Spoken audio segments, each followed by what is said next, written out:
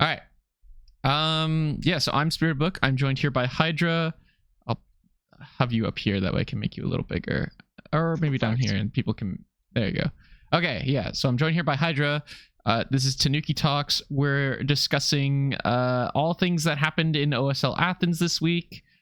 Starting first with, I guess, our match and our match results, because we are the Tanukis, the Flaming Tanukis, ADC and support. And we're goated, and we're the best, and we're just the best in the league, obviously. Because no bias at all. No bias at all. No bias at all. But it is true. It is factually true, though, based on the statistics, that we are the best in the league. Mm-hmm. And yeah, so we are just the best. But yeah, how are you doing today, Hydra?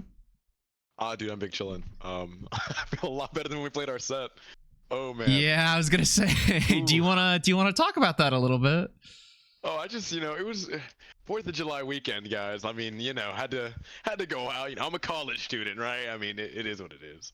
So I played that entire set hungover. So oh, there we go. Saw some fishy activity from me on my stream. Consistently drinking water after every time I took a breath. That's why. Damn, Hydra. I was down bad. It was so bad. Why were you after that set, I walked over to go puke. It was so bad. No. Okay, that's really gross. I didn't puke. But I felt like I had to. Okay.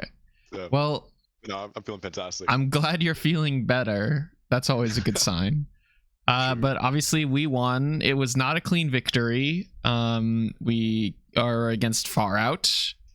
A team that we are the opinion they are the second best team in our division, if I'm not mistaken. Yeah. The Archon division, or are we the Troy? I can never remember. Yeah, okay, we're Troy. Yeah. We're like Troy Bolton from High School Musical. Facts. Never gonna stop till we get to the top, because that's who we are. True. So we won.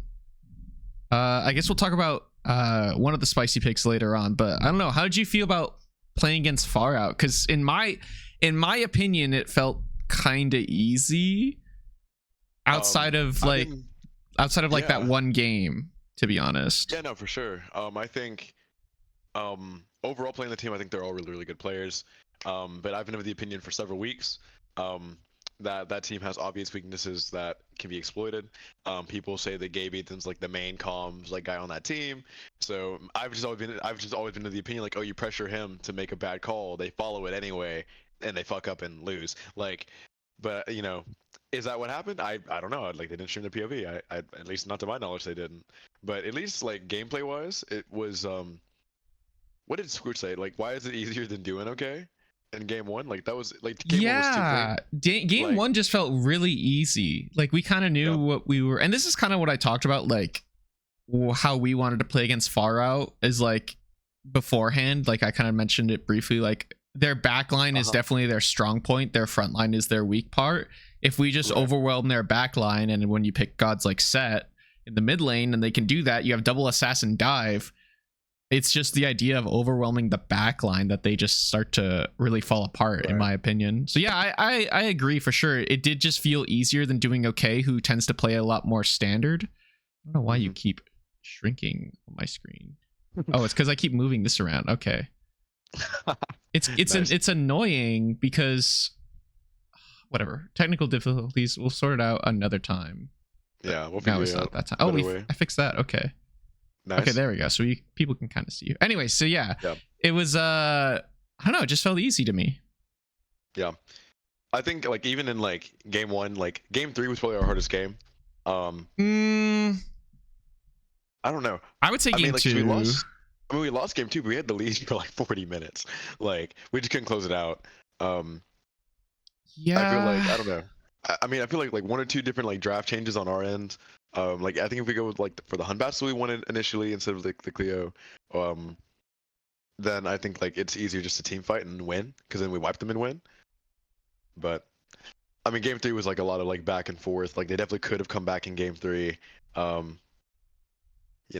Yeah, I kind of agree. I will say from a player perspective, I was never worried about losing that set after game 1, the way that game 1 went. Me neither. Even though we dropped game 2, I still felt really confident going into game 3 that we were just going to win. If you win like in such a convincing way, like one game, and it's just like you doing your thing. Like we didn't have to like try like specifically hard to like counter a strat or anything. Like that was just us playing the game. Yeah. And then they picked characters away from us that we knew that they weren't great at. Like they took Set away and put it in the jungle. And They took Ganesh. away, Yeah. which I hate that character. I was thrilled to play anything else. So actually, I am gonna real quick. Actually, I'm gonna add it in later. We'll add it in later. Yeah. I want to talk about Ganesh because that character is seeing a lot more play than I honestly expected. Personally, I'm not on the Ganesh hype train as much as some people are to be like first picking it. Oh, I wouldn't first pick it. Or first banning it. Unless against one person because they can't play anything else, but we'll get to that. Yeah, no, real talk. But I think, I mean, yeah, I think the set was overall like, really fun. I think they were a challenging team. I think they're all really, really good players. But I think, obviously, I have to go into the season thinking that my team's the best. Not even for ego, just like for morale. Like, duh, like, if we want to win it all, we got to be the best. So, I'm gonna say we're the best. That's fair. So. I'm inclined to agree. So it is us versus Warriors of Albion, and that matchup will not take place this Sunday. It's pushed back to the 15th, I believe. Yep. So we'll be playing against them for our second last week of play. Yeah, is that true? Is there when does patch go live? Karen will be live upcoming Tuesday on the 12th. So that's when that's when that patch notes will hit too. Oh, patch notes are next week. Yeah. Well, I'll be back next week. Yeah. But the patch will be okay. I see. Okay. Yeah, that'll be playing on the new patch. That'll be interesting. New God will be automatically banned. So that'll be nice. Sadly. He's a guardian, right? Yes. Okay. I get to play it. We shall see. If he's good, yeah. Yeah. We'll see. So I guess moving on to like our main topic of conversations that we're going to talk about for like this podcast or like video or stream or whatever is like all the roster changes that happened in Athens this week, because there was a lot. Like maybe not as much as people originally thought there was going to be, but I thought there'd be more, to be honest. Yeah, I also thought there'd be more, but I was surprised at some of the roster changes. Oh no, me too, for sure. Like there were trades that I never expected to even happen.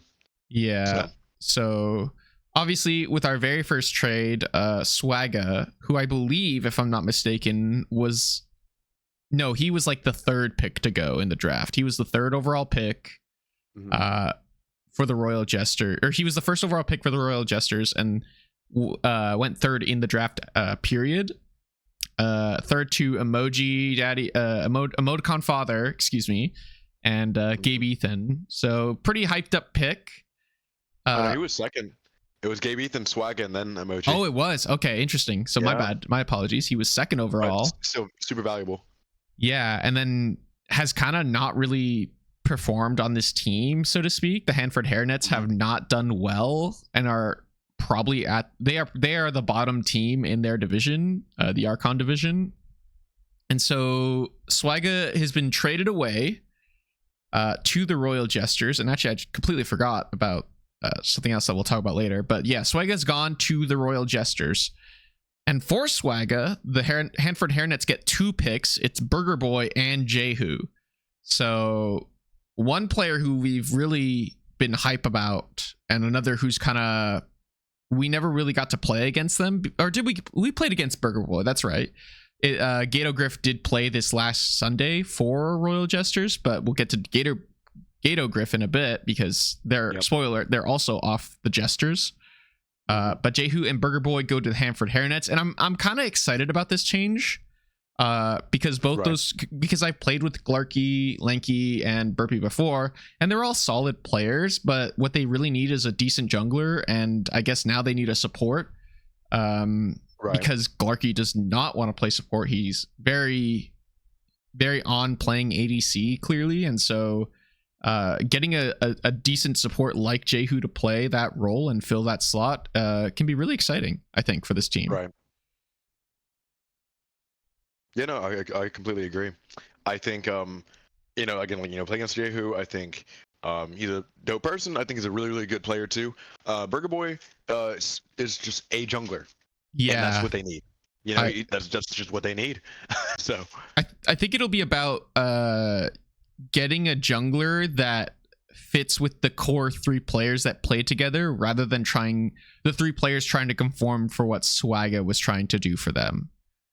If that makes sense, because I think from what we've heard through the grapevine and whatnot, and what Glarky has said, the 2 were just butting heads a lot on how they wanted to play the game, and it kind of shows in their win rate how that has gone, unfortunately. Right. See, that's why I really like this trade for the hairnets. I don't like what the Jesters got out of it. I think the hairnets had a steal. I think like Swagga, everyone says like this dude's like a sick player, he's phenomenal, right? But at least in terms of OSL, he hasn't performed, and that's really all I know from him, right? So like, if anyone wants to come with this SOC or like any other experience, I don't know that, right? So I'm basing what I only see is like this is it. Yeah.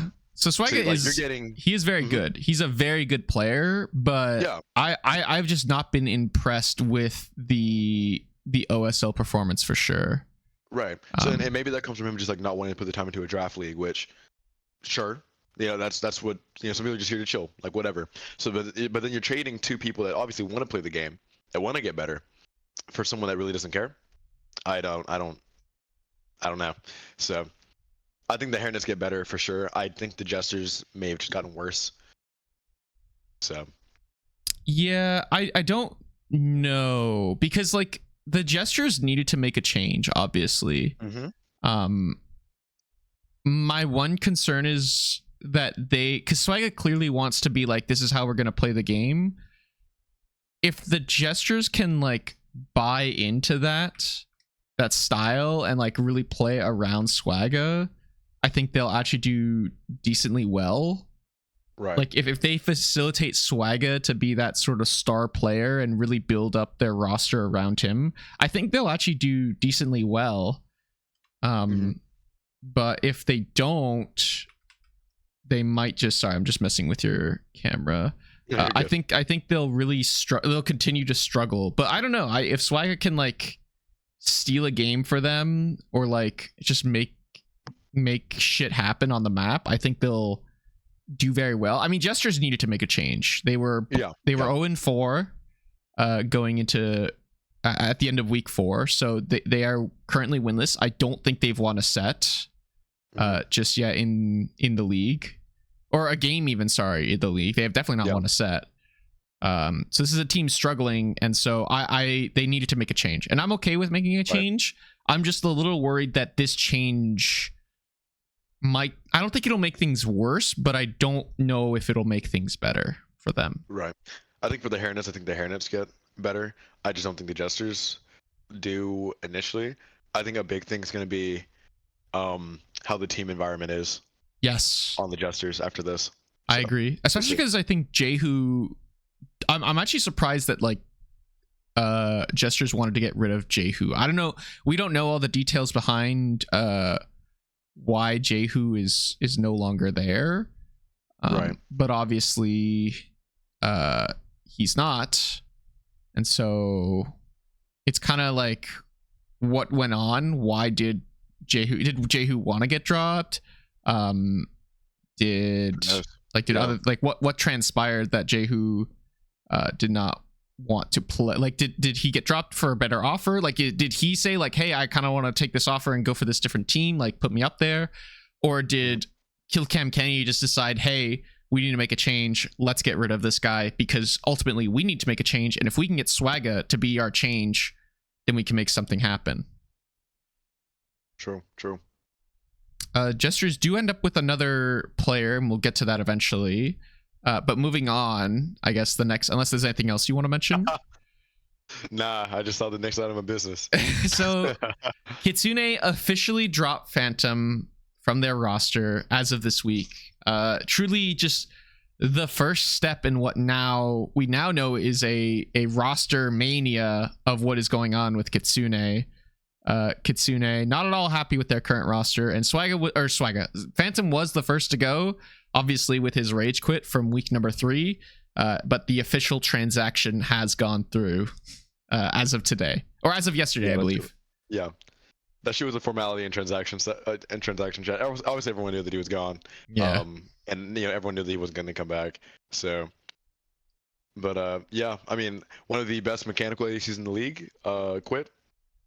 And I think that's just wild. Yeah, and we'll go a little more as we get to our next set of roster changes. So this next segment here is kind of wild. We'll skip. We'll go to these in a bit, but this is kind of crazy. Yeah. So Koja Fox reaches out and puts his name up on the chopping block of I want to be traded. And so I guess the way it works is they put their name up, they go to the captain, like, put my name up on this area where like people can like put offers in and trade me. And so Koja wanted out of his Kitsune roster. Koja did not like the team environment of his Kitsune roster. That seems to be a common recurring theme with this roster, is this roster just has a bad team environment. And I'm going to call names out. I'm going to call out Cutest, Eevee, and Dearly for being the problems with this roster and this roster environment, this team environment. It is a clear issue with this team of why they are not gelling and why they are not clicking. Phantom was also a major issue, but Phantom is gone. Koja wants out. Koja is on a new team. So to initiate this, it's Reiku goes to the Gestures, the Royal Gestures. And so it's Reiku was on the Flaming Tanukis, our roster as a sub, not part of our core 5. Gato Griff on the Royal Gestures, who started for the first time this week as a jungler on the Royal Gestures, now goes to the Flaming Tanukis, us. And so this happens for what, 4 hours? He's on the best team in the league. 2 hours, he's on the best team in the league. We loved him while he was here. 2 hours. 2 hours later, the man Squoosh, the Squooshmeister, puts in an offer, and sure enough, Kitsune accept this offer. Gato Griff goes to the Kitsune, and Koja Fox comes to the Flaming Tanukis. And so welcome Koja Fox to the Flaming Tanukis. Koja Fox instantly spills the tea, and it's really great. But ultimately, so Reiku is going to the Gestures. We'll start there. What does this mean? I don't even know Reiku and what role he plays. I don't know. Yeah, I know Reiku played mid. As Binsu Bob was talking about earlier, actually in chat, he said that it's probably like they want Reiku, and so they can put Reiku in mid, and then Kenny could go back to support.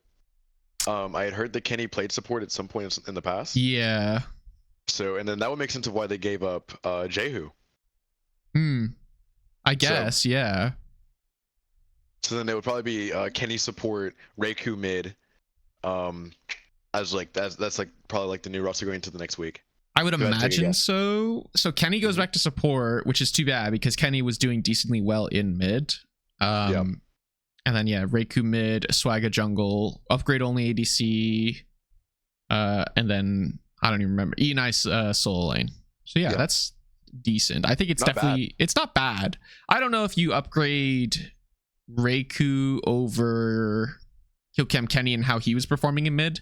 And I don't know if you upgrade Killcam Kenny over Jehu, to be honest. I think that's kind of an unknown quantity, and Jehu is performing decently well. I don't know if that's considered an upgrade to them after that. Well, I mean, they're definitely taking the upgrade in jungle mechanically, and they're pretty happy with that for sure. They are probably not looking at mid as needing to be as mechanically intensive because they're not going to play Gabe Ethan or Emoji anytime soon. That's fair. So going into play-ins though, and this is the problem, right? Is 2 weeks left. You're kind of 0-4. You're 0-4. You're guaranteed you have to play through play-ins. Yeah. So you almost wonder if you need to be worried about that mid lane matchup. I don't think you'll be playing against Emoticon Father, maybe. I mean, we'll see. Maybe Gabe Ethan. Maybe Gabe Ethan though, because Far Out has lost 2 sets now, and so. Yeah, it really depends. I think on this next matchup for us, especially if we win next week, we secure past play-ins. Yeah. So I think it depends on how we play next week, and then that'll determine whether how that's playing support in AGL, so he has the reps. Okay, but it's still a different. Is Kenny playing support for this team is the question, because it's different for every team. Support is different for every team you play with, so like his job there might be different than what he needs to do on this team. for example. So I'm not worried about Kenny's mechanics. That's never been my issue. I'm more worried about how he needs to facilitate this team in terms of comms, in terms of map play. So, and mid and support are kind of similar in terms of comms, but just needing to call CC versus like damage cooldowns, for example. Can he switch his mental back from playing mid on this team now to playing support for this team? I think will be a big talking point. Who do they play next, actually? Ooh, that's a good question. I played support for 4 or 5 seasons. We will do great. I believe it. Excited to see it. Yep, excited to see the roster change, for sure. Yeah, I mean, ultimately, it is... Look, Kenny, no one's going to argue that this wasn't a needed change. I think we are both in agreement here, Hydra and I, that something needed to change. And so making that change, however necessary, no matter who you lose, whether you lose Jehu or whatnot, is definitely needed to happen, for sure. Right. I'm not I guess Gato Griff to Kitsune. So Gato Griff is a jungler. We're not going to talk about Gato Griff to Flaming Tanukis because nothing happened there. Yeah, he didn't play for us or anything. Gato Griff to Kitsune. Does Dearly go solo, or does he stay in jungle? And where does Gato Griff go? Does Gato Griff even go to the main roster is my question as well. Gato has to, I think. I think how the rosters are going to look, this is like just like my speculation, it's going to be Bajan on the main roster, but not in support. Because I think that roster likes him anywhere else except support. Yes. I would like to see Bajan jungle, personally. Yep. I would like to see Dearly either go solo or go to the bench, as Bean Soup Bob said. Dearly will probably go to the bench, honestly. I think they're going to start Griffin jungle. Okay. I think they're going to keep Professor, obviously, as solo. Eevee will still be the mid. And you need an ADC Bajan still. is a decent ADC. Like, he's really good at ADC, actually. Okay. So I could see maybe Bajan going ADC. Are we missing anyone? We're missing support. They obviously don't have a support. True. So Kitsune are currently down a member. I don't know who their listed sub was or is, but they are currently down a member, and that kind of happens when someone just leaves the league entirely. Eevee does not think that Bajan is main roster material. That's why we hadn't made the switch when asked. Oh, that's crazy. Yeah, but like he might have no choice. He might have no choice now, though, is the problem. That's true. I think Kitsune is really in a spot to where you need to play with 5 players. The best possible vibes across 5 players. Mechanics or not. Like, at this point, you just need to have a roster that can get along, play the game, and like work towards success. So that's not happening. Because even if you think you were fielding like 5 sick mechanical players, if they don't like each other, they're gonna rage quit a set, or like they're not gonna want to grind the game. But Eevee did say in chat when they asked about like what the trade did, they said that Eevee said I get players who want to play the game. Oh, okay. That's fair. Yeah, like literally said that in Athens chat. So like, hopefully they, like now they have a roster. Eevee has probably fielded 5 players in a row that want to play the game, that want to work together, to try and make the team and make the brand look good. So, I think it's going to be really up to this week to see how the Kitsune roster is going to look after this point. This is a really pivotal point for that entire Athens roster, I think. I'm trying to find the challenge for Athens right now, because I am curious what some of the matchups are this week. I know it's us versus Warriors of Albion, but I'm trying to find. I have it right here as well, actually. I'll bet. Group stage matches. So week 5, Kitsune versus Going Ghost. Okay, that'll be interesting. That'll be a very interesting matchup, because I feel like both these two teams, one team is on the up and one team is on the downward trend. So that'll be really interesting. Actually, what other team were we talking about? Hanford Hairnets get to try their new roster against Banshees. That'll be interesting. And then what other team? Gestures play against Doing Okay. Gestures. Okay, we'll get to that topic of conversation, I think, because we have that listed later on. So finally, the last trade that happened, Koja Fox traded to the Flaming Tanukis. Koja Fox begged to be traded anywhere but Kitsune, obviously. Right. Understandably so. So he ends up here, and what is Koja Fox going to do for us? Well, that's a great question. We'll get to that a little bit. I think we'll talk more about what Koja Fox's role in our team is, aside from being a sub. But I guess some other things I wanted to talk about is Professor DXC asking for trades. He wants to be traded, from what I hear, as well as, I didn't write it down, but Zots on the Hanford Hairnets wants to be traded as well. So both those two players looking to be traded on the open market right now. So that should be interesting. See if those shake up any more rosters. It definitely will. If they get traded at all, I think the rosters will shift heavily. So, are there any teams that need a soul laner? I'm trying to think. Looking. Okay, I mean, I think some of them might be looking for options. Might be like, what, doing okay? Yeah. Looking for another soul laner option. I don't know if doing okay is looking for players though. Which is very surprising, but yeah. So, I mean, other than that, I mean, realistically, I don't see any of the rosters really in either division that would be looking for a solo laner, which is maybe far out.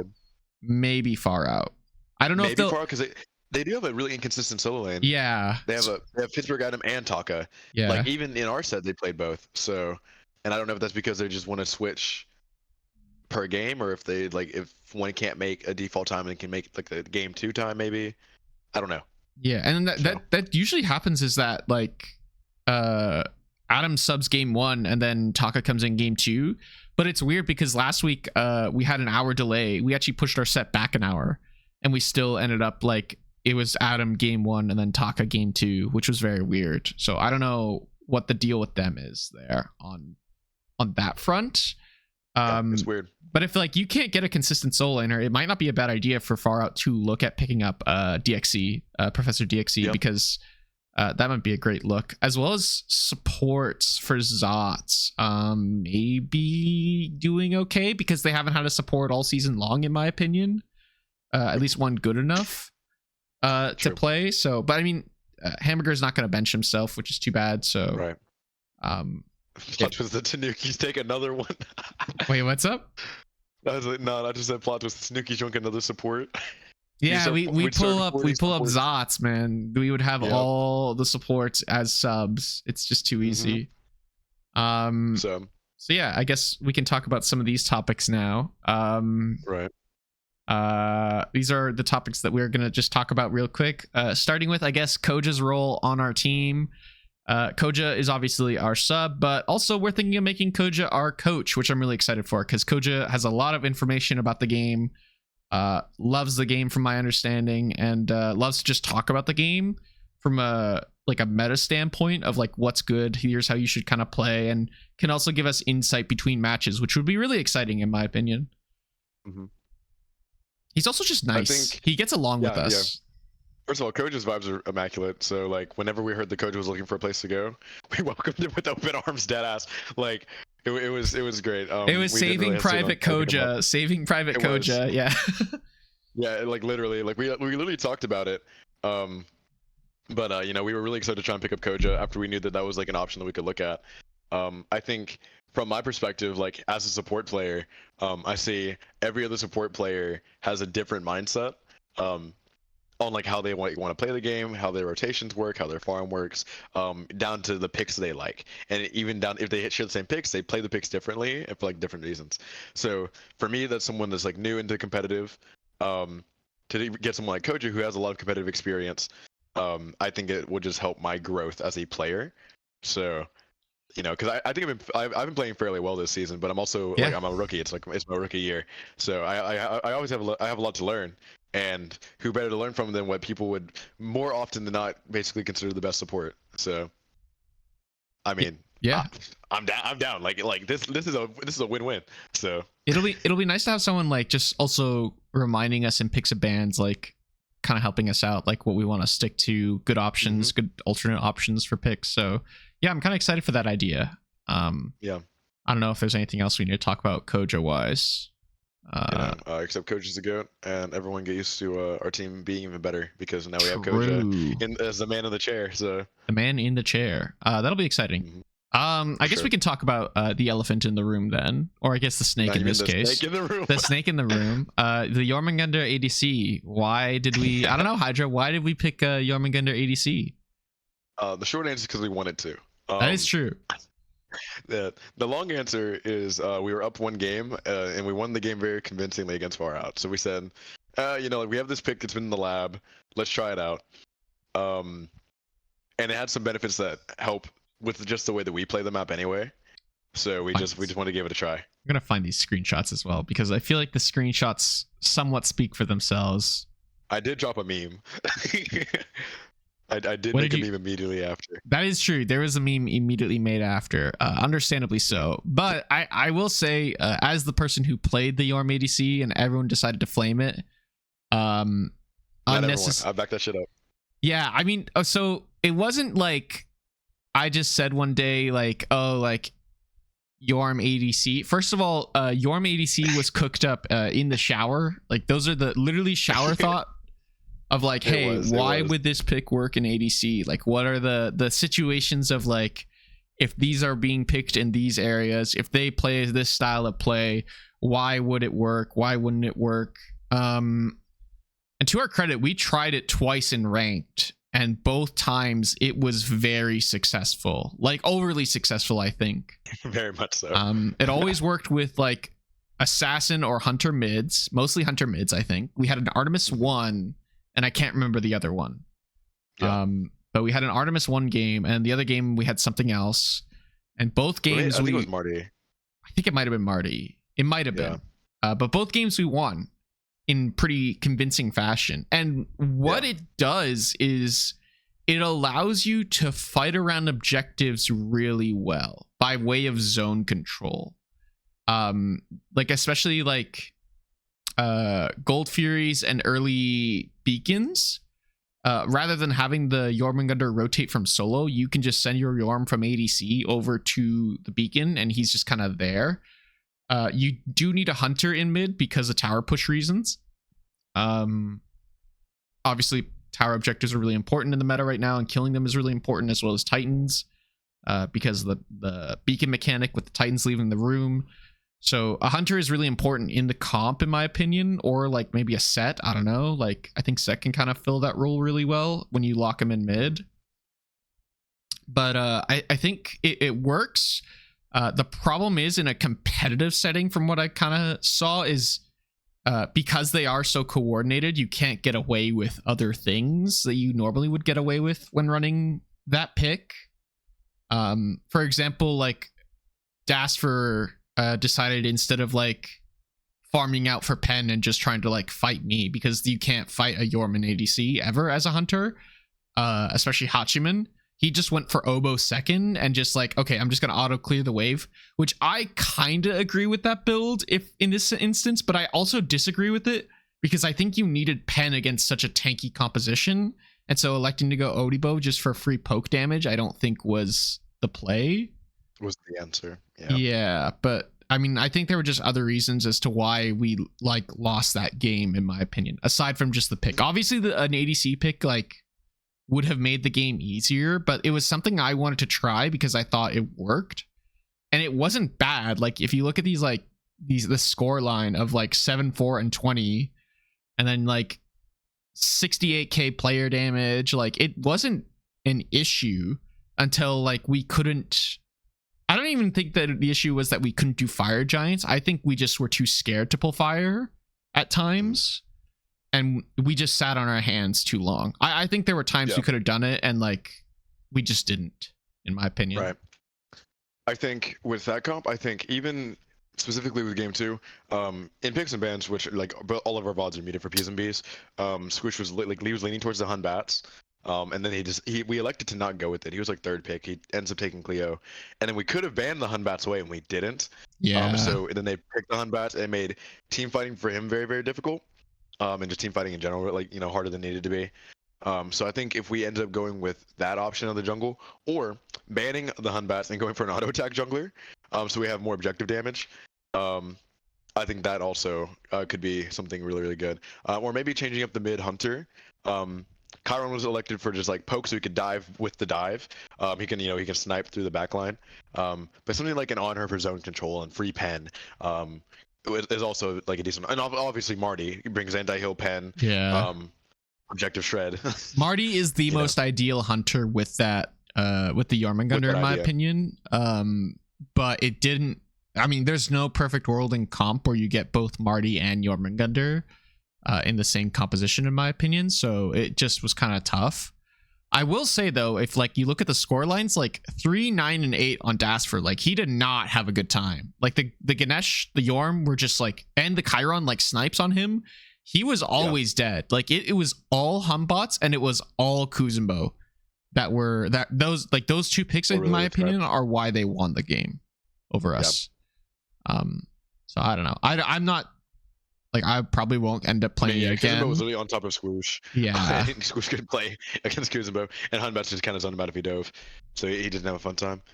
Yeah. Again, like I'm not against pulling that shit out of the lab again, because in my opinion, I think we just needed a more disciplined P's and B's. I don't think we'll get it again. I don't think Scoosh will ever want to play it. I don't think Emoji will ever want to play it. I don't think Depp will ever want to play it again. Like, you and I may like it, but I don't think we'll ever get to play it again. On it, dude. I still don't think Emoji hates it to this day. So. Emoji was so down. If you guys heard our comms before picks and bans, I was like, this is a strat I maybe want to do today. And he was like, okay. Like, he was down for it. Bro, leak the team chat meme, bro. Leak the team chat meme. Okay, hang on. I'll pull up the team chat meme. The team chat meme is pretty great. I don't know if like it's pretty accurate. I don't know if that's like Emoji being happy and down for the pick or what, but the Scoosh's reaction is 100% accurate. I have to scroll quite a ways up. Okay, here we go. Open link. Because you were saying like, I'm gonna lock it in. Yeah. Your arm goes crazy here. Emoji, Squoosh, Hydra. Poor Squoosh, man. Dude, he wanted something. We're so down for it. Emoji was like, Emoji says, fuck it, man, I'll play a hunter. What's good here? Chiron's good here. We're like, yeah, Chiron cooks here, bro. And to be fair, he put up numbers. He did put up numbers. His types are on point. He was 89k player damage, top player damage in the lobby. Listen, I was third player damage in the lobby, next behind Gabe Ethan. Mid must be an OP role or something, but facts. So yeah, almost 90k on the Chiron. So I know Emoji had a fun time playing the Chiron. So yeah, we did end up winning the set anyway, so no harm, no foul. Yeah. But I guess we can move on. Unless you have anything else for Yorm ADC. By throwing that in there, teams never know you have a P's and B's advantage for life. True. Where's the Yorm gonna go? Is it ADC? Yeah. Is it? It's true. They're gonna be like, will play it. They're gonna be like, there's no shot. They're gonna do it again, but that'll always be in the back of their mind. Exactly. So I guess surely we go Odin jungle next time with it too. Oh, no. Scoosh will never die then if he does that. That's great. That's the advantage right there. Yep. So I guess moving on to like more news, like the crew, a team that lost this week despite pulling up what we believe is an upset last week, and most consider an upset last week against Kitsune. But the crew kind of struggling this week. Some things get exposed, I think, for the crew. For example, a lack of a god pool and support for Storm.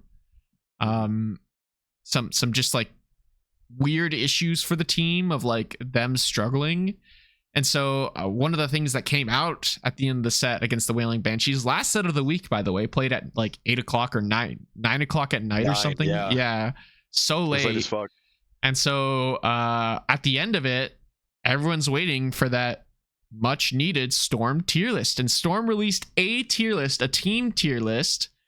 But if you like go back, it's the weakest of the tier lists. Like we literally looked at them the other night about the tier list and like why this Storm tier list sucks to previous Storm tier lists. It does. He doesn't have like a weekly like breakdown of like, like a summary of the week. And that's like what separates his list from other lists. That was so good. That's like the best part of his content. He put us as the best team in the second week, and I think it was week 2 or it was week 3, and his reason was, I hate that this team is doing so good. Yeah, it was funny. Like, stuff like that is fantastic. Like, I don't know. Content. We want that to come back. We do want that to come back. And so where is it? My one thought is that Storm got so tilted after losing that set the way they did that he just threw up a random tier list as quickly as he could and then off to do other things, I suppose, for the week. Maybe. But yeah, bring those back. As well as he usually released like weekly player tier lists as well, from my understanding, and did not do that this week. Because last week he was at the top. That is true. So he would release weekly player tier lists and would always put himself at the top. Obviously, no tier list this week, and so maybe that's why, because he doesn't put himself at the top this week. So you can't release a player tier list. Right. That is the Giga Brain strat. Can't release a tier list if you have to put yourself lower. You know. True. So I guess if we lose next week, I'm not making a tier list then. Right, we're not doing Tanuki talks next week if we lose. Yeah, we're gonna be Tanuki silent. Tanuki radio silent. Tanuki radio silent. There's gonna be no video next week. And I guess moving on from the crew, or still moving with the crew, which Sam will start first next week? So obviously there's Clutch and there's Sandman Samuel, or Salmon Samuel, or however you say it. I knew him as Sandman Samuel back in the day, but now he goes by Salmon Samuel, and that's just weird to me, in my opinion. But yeah, I mean, I think that they should go with the person that they won the only game they won with. This is true. Are they 2-2 or are they 1-3? I think they're 2-2. I think they are 2-2. I think they won week 1. Yeah, let's find out. I think I have them open. They won week 1 against Going Ghost. Yeah. Yes, against Going Ghost, which and then lost Hairnets. We'll get to Going Ghost. Oh no.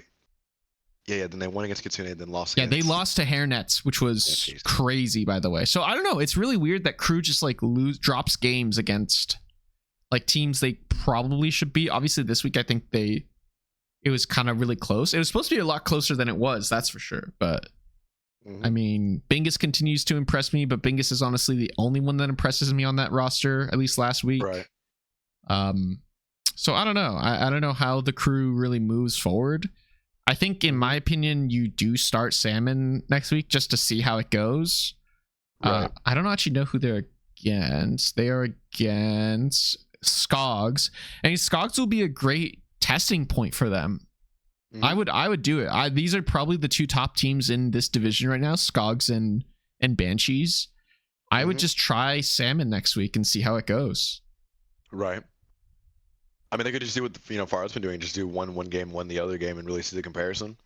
But you could, but I don't know if you really use next week as a testing ground and you just try and win the set, because I think if you're doing 1-1, that seems kind of you're testing out who works.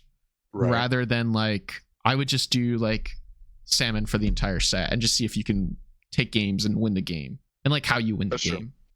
That's true. That's true. Are the vibes different? He has only played Yorm twice, so I would like to see what other picks he brings and how he plays them.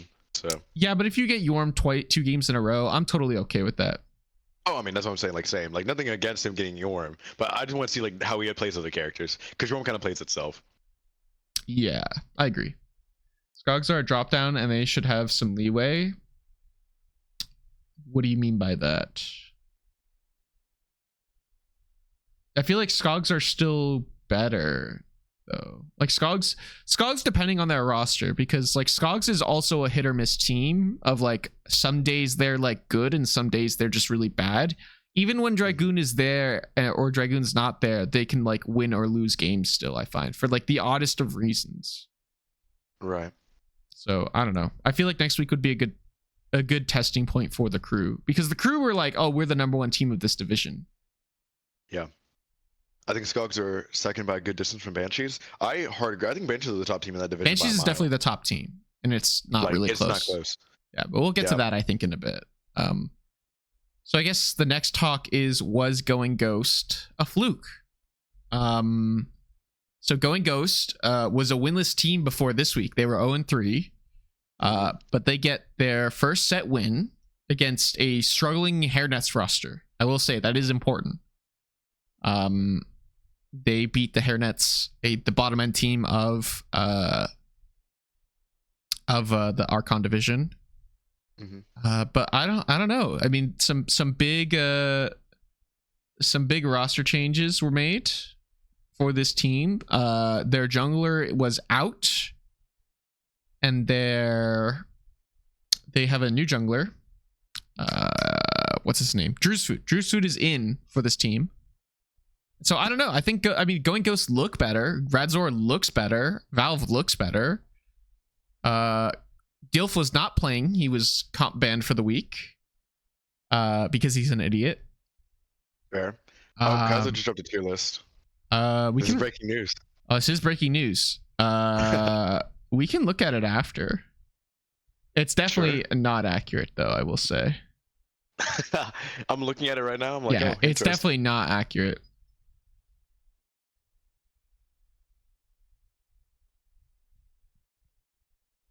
Yeah, definitely not accurate. We'll get to that in a bit. We can do that after we can talk about it after what's it called? We go through like Troy versus Archon. We'll add that in at the end of the show, I guess. Hydra, you there? Or are you just looking at the tier list? I'm just reading it. Yeah. It's pretty bad. So I guess I don't know. What do you think of Going Ghost? I think that roster. I mean, they look better. They look better. That's true. I don't know. I'm personally not sold on it yet, though. I will say. Like the Going Ghost roster. I think they're gonna struggle a bit more. Which I don't know. I think their matchup this week is Kitsune. So honestly, like this week they should just win. Unless like Kitsune pull out like some crazy roster next week. I don't know. We'll see. Yeah, no. I mean, unless Kitsune has like a miracle roster this week, they should just lose. Like Kitsune should just lose. Yeah. So, because I've been saying because of like not like because of the players on that team, but because of like the issues surrounding that team right now, that team's clearly the bottom team in that division. Like I just don't see how that team has potential to win a set. So. Yeah, I think this is kind of bad for Going Ghost though, because after making these big changes like to the jungle and Drew's Food looks good, Radzor looks good because of Drew's Food. Right. Valve is playing the game now though, despite some questionable builds. They should beat Kitsune. If they don't beat Kitsune, it's scary. If Going Ghost win, I think that's still a problem because you're going into week number 6. You have to play against a cross division. That's going to really test your team and how good you are. And then you're eventually going to go into, I think you're pretty much guaranteed play-ins at that point. Despite winning, if you can win these next 2 weeks, I think you're still guaranteed play-ins. If you go into play-ins blind against probably arguably the bottom 2 teams and getting set wins off both of them, do you really know how good your roster is? And do you really know what your issues are, what you need to fix? Right. That's true. This could be the worst time to make a roster change and look and get your set wins at this stage. Obviously, set wins are very important from a mental perspective, I think, and a team synergistic perspective. But if you're going into play-ins kind of not aware of the issues that your team might actually have just because you're beating rosters you should beat. Yeah, that's true. It could be spooky for them going into play-ins. That's true. I guess we can talk about Far Out. So Far Out, in our opinion, at the start of the season, was projected to be the number 2 team in our division. Like it was us and them, and they maybe gave us a run for their money, so to speak. Right. Now they look like a middle of the pack team. Right. They lost to Warriors of Albion. Now they've lost to us, and in pretty convincing fashion. Yeah. And so my question is, why and what are they gonna do to fix it? That's true.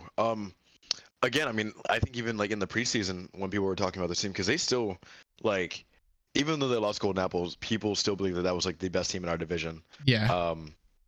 You know, like they were saying like, you know, this team clears all, like whatever. I don't know what their issues would be. A lot of people would maybe just say Dastra had a bad week this last week that which they is played against true. us. He had a very bad week this week, and I think he had a bad week last week. He's going through his me arc, where I had two weeks in a row where I was not playing well. You had to reinvent ADC with Yorm ADC. I did. Well, I also played Freya, and that went really well. You did, and the Freya cooked absolutely. Freya did cook. Yeah, the objectives died so fucking fast, but okay. We're probably gonna play that shit again. But yeah, no. Yeah, I don't know outside of like what else they could do, because at least in my opinion, from a support standpoint, it didn't feel like I had trouble peeling their frontliners at all. Right. CCing the frontliners at all. I could get to their backline really easy. And that's an issue with their frontline. Not even their frontline, like their jungler as well. Yeah, that's true, and the jungler as well. Again, like they locked in set, and I was like, okay, I'm just gonna invalidate this character. Like, there's literally a montage of someone made a montage of me playing Atlas just yoinking a set. It was really funny. Really? After that set? I forgot where it went. I gotta find it. Oh, was it this week, or it was like a past? This week. What? Who made that? Yeah, I forgot, man, but it's from game 3.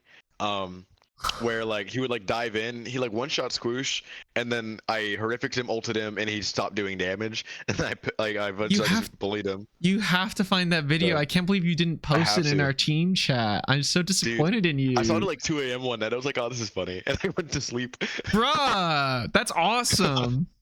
Nah, it was fun. It was cool.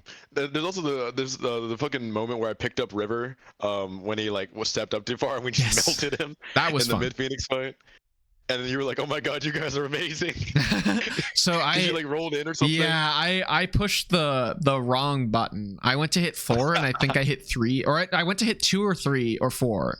Sorry, I went to hit 2 or 4. I hit my 3 key, so I roll in unintentionally because the way the Rama roll works, if you're walking forward. And I rolled in, and they looked at me, and I was like, "Oh my god, I just threw the game, and I live." I get away with it scot-free, and I'm just like, oh my god, you guys are the best. You guys are my saviors. I think that was the one mistake I made that entire set, so that was pretty funny. We forgot what PL felt like because of ACL. Yeah, that was pretty funny. But I think fun moment. Far Out as a team obviously plays through Gabe Ethan, but I mean, outside of game 2, where Gabe Ethan was kind of allowed to play the game, Gabe Ethan just did not feel like an impactful player compared to players like Emoji Daddy, and I almost wonder if that comes down to Godpool. Like I think it does. Yaga being taken off the table? Yeah, I mean, he just played Baba Yaga, and the character doesn't kill us. So, and Emoji played Set, and that character literally murders everything. So, I like it comes down to God if at that point. So, I will say, like, Far Out's front line is not their strong point. Yeah. And like every week when you're playing with a soul laner, a different soul laner, I should say, and then game 1 going into game 2, I don't know how they fix that issue outside of maybe a roster change, which we talked about earlier. Maybe Professor goes to Far Out. That's an option that might happen. I think that is a potential. I don't know who their other sub is at the moment, of who they can really trade to try and get Professor. Maybe you trade away Adam or Taka and just say, let's roll the dice and go with a different soul laner entirely. Right. It's also possible you just stick with your roster and just say, look, we had 2 bad weeks. Let's just clean up our act a little bit. Let's draft a little better.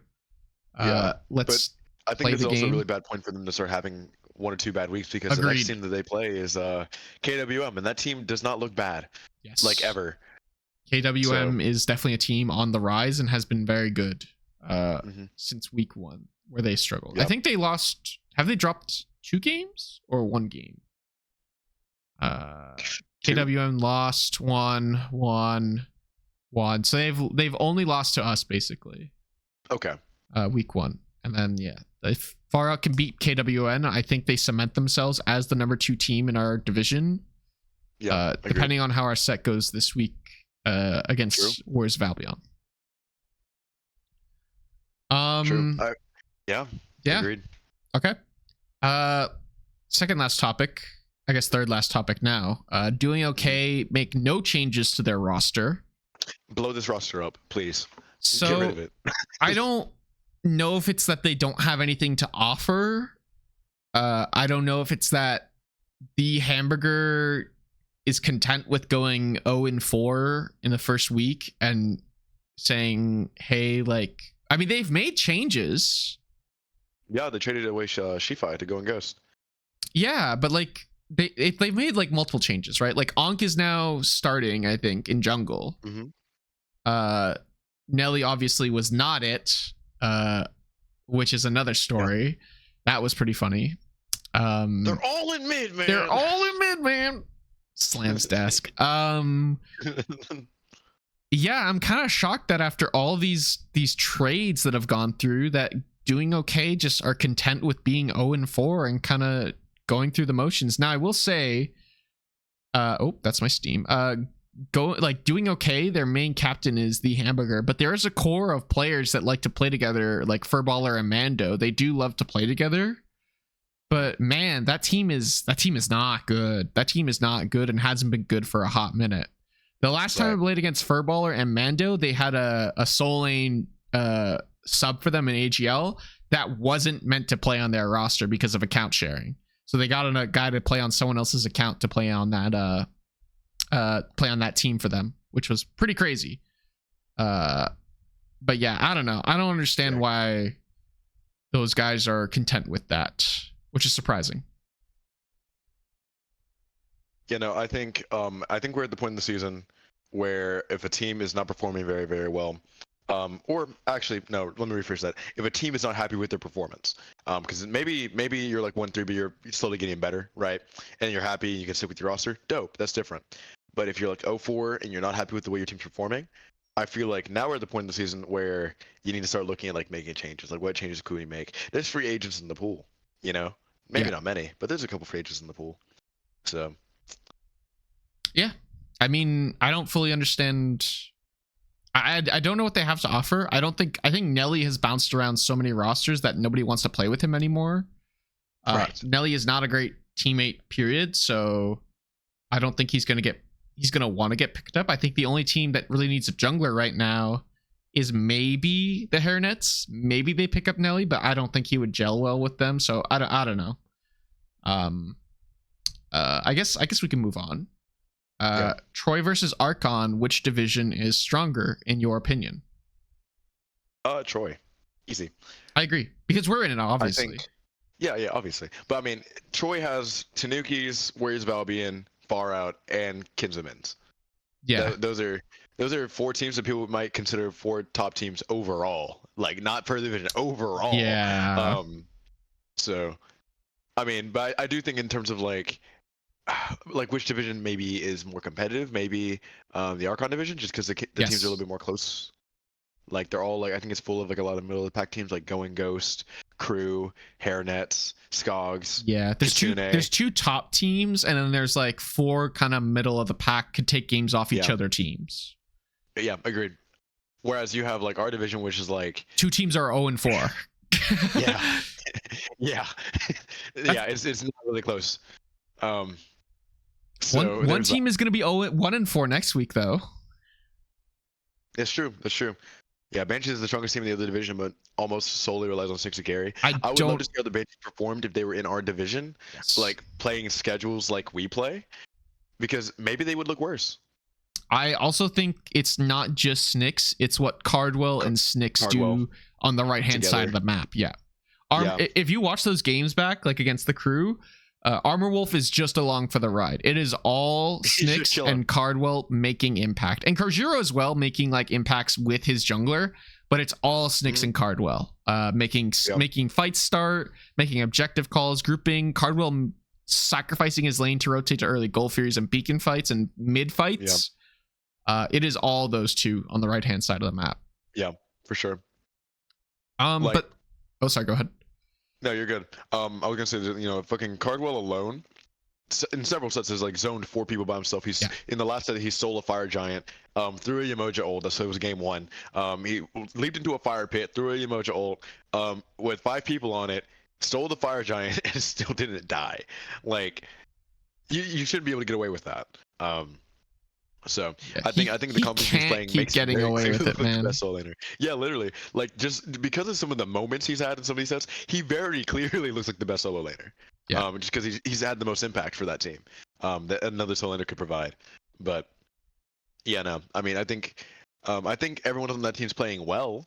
But I mean, it's really Snicks that's really stepped up recently, and Cardwell, who's always been really consistent. In terms of making an impact, I think that team just looks insane for that division. I agree. Yeah, I think it's definitely them.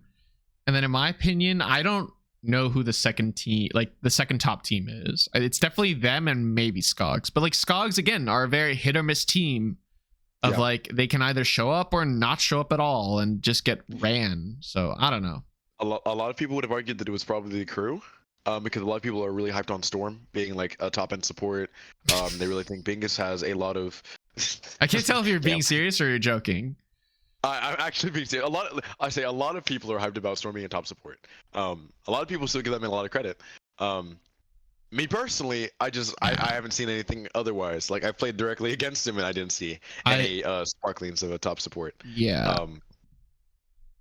But I don't think it's the crew. I think it's probably Skogs, in my opinion. I think Skogs, I think in terms of name, like roster power, like they have Dragoon, who people consider like the best ADC in the league. When he shows up, they have if Alarm Clock doesn't get diffed, they have Stylus, who's a really good solo laner. They have Lycon, apparently like goated ass jungler. So like that roster should be like insane, you know.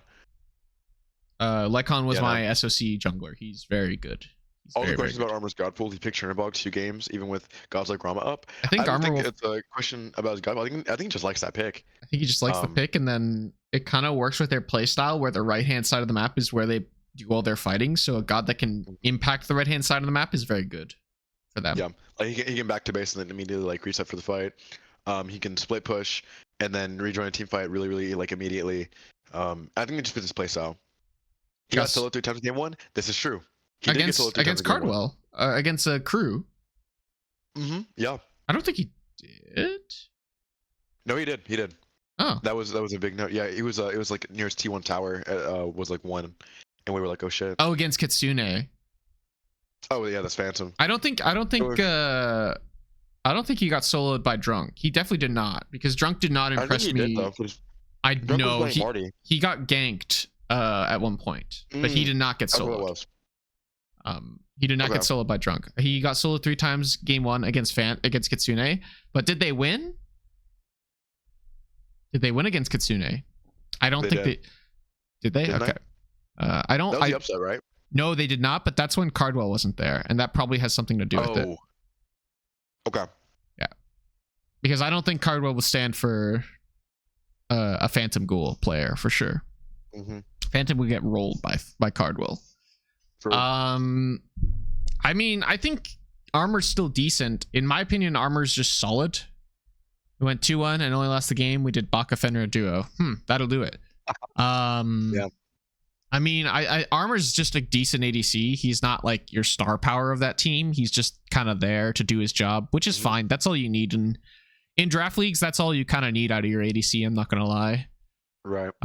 So yeah, I think Armor Wolf was decent. Are we cool to move on to this amazing tier list? Sure.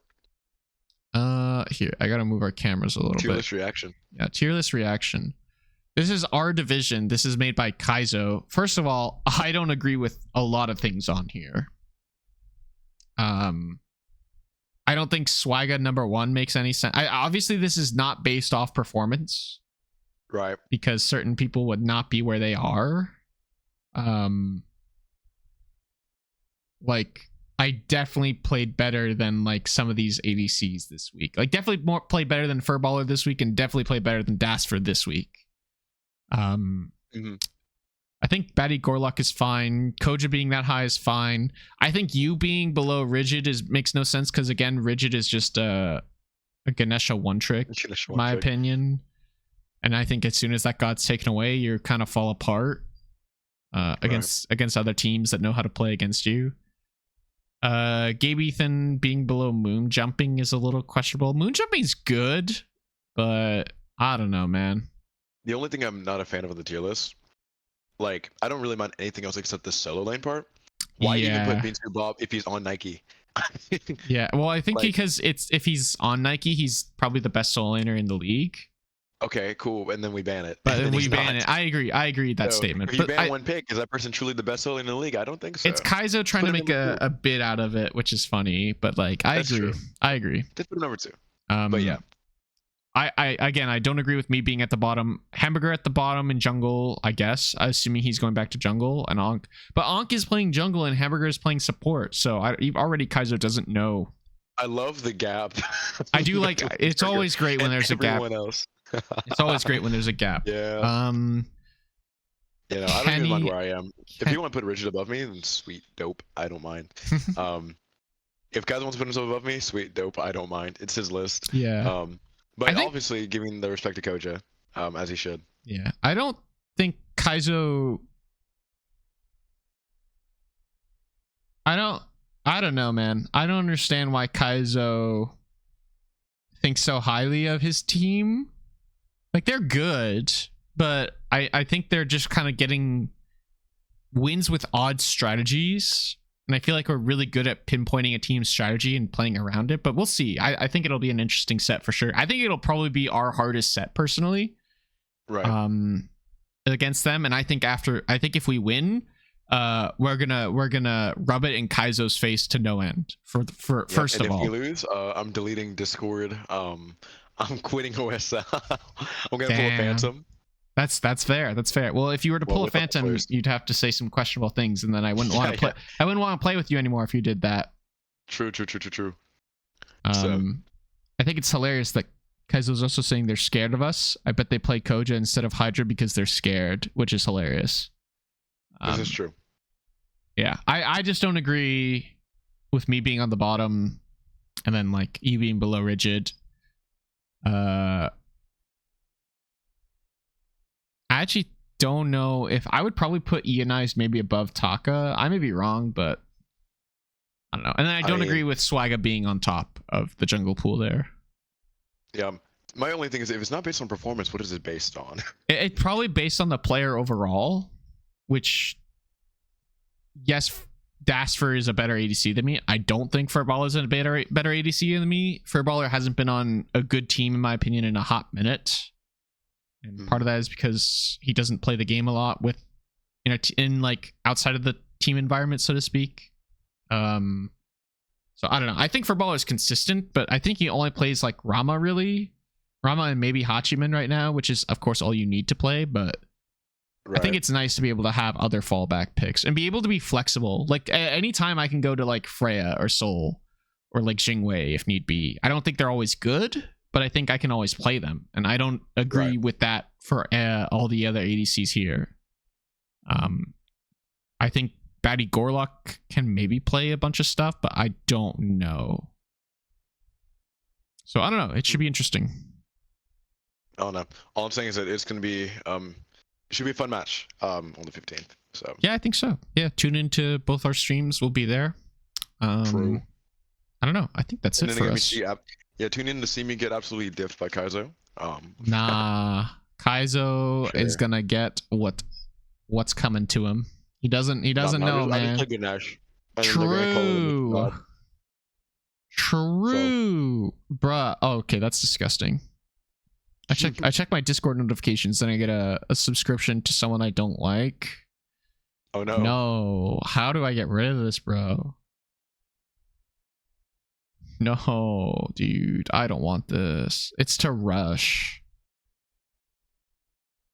Not like this. Oh well, it happens. Do we have anything else for our Tanuki talks? No, honestly. That was fun. We should do that. I think we're good. Do this again sometime. Let's go. Oh, Koja, thank you for the sub. Much appreciated. The tier 1 sub. You have access to some pretty cool emotes now. Thank you so much. My God, that's going. I had started bugging me. True, ladies and gentlemen, and non-binary folks alike. If you want to watch the Tanuki talks with no ads for $5.99 a month, you can just subscribe to me and give me your money. It'd be much appreciated. You get some awesome emotes you can use in my chat and other people's chat, and you can watch my stream with no ads. Just saying. Think of it. League sets, Tanuki talks, all with no ads. It's just too easy, man. All that free Spirited Book content you can watch, me running it down, inting my brains out on Yorm ADC with no ads to worry about. It's just too easy. I'm good to end it there if you are. Facts. All right, man. I'm so down. Everybody, make sure you subscribe for finding out the next fucking Tanuki talks. We'll catch you guys next time. I'm gonna post this on YouTube as well, so it's gonna be going up pretty soon, which will be nice. Hell yeah, man. Before I go away, upload our fucking last gameplay. I need to. I haven't. Separate, or no, it's all sets go as all one video. Yes. Okay. Cool. But right, well, they need to be. Whenever you upload it, I'll be there to comment D tier team. It needed to, yeah. For those who don't know, every time I upload a VOD of our team, because we always win so far, Hydra always goes into my comments and calls us a D tier team. I do. Even though we're just better. For the record, Storm called us a D tier team, and that's why. Okay. Thank you all for watching, and we'll see you guys probably next week. Actually, not next week. We'll be taking a break next week, probably because we are not playing. The week after, the day that either the night of the 15th or the day after we play our next set, we'll have to do a tier list and a Tanuki talks for all that happened for the last 2 weeks. Okay. I think we play week 5 and maybe do week 6 too, and then we make it the Tanuki talks. I think unless some roster stuff blows up. Yeah, I won't be here unless you want to discuss roster stuff on your own with someone else. I could. We'll see. We'll see. Yeah. Okay. Well, take care, guys. All right. Bet. We'll catch you guys later.